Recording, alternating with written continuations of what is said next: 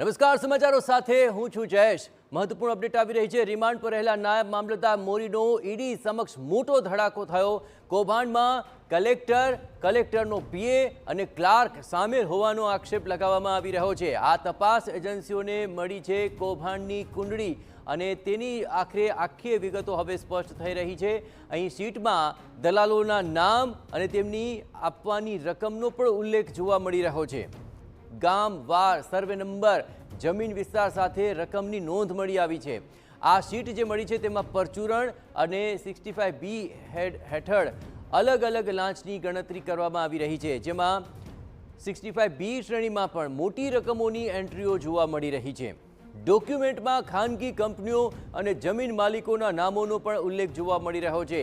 આ દસ્તાવેજો એફઆઈઆરનો ભાગ હોવાનો તપાસ એજન્સીઓએ દાવો કર્યો છે।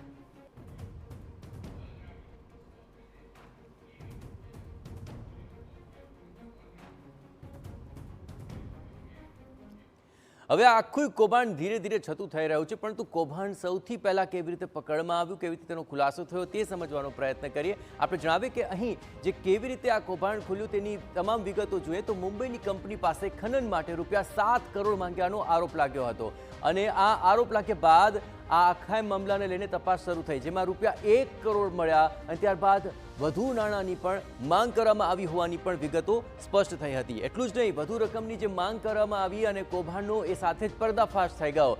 આખું એ કૌભાંડ આ તમામ બાબતો સાથે ખુલ્યું હતું અને તેમાં કૌભાંડી નાયબ મામલતદાર અને કલેક્ટર દિલ્હી ગયા હોવાનો આરોપ લાગ્યો હતો।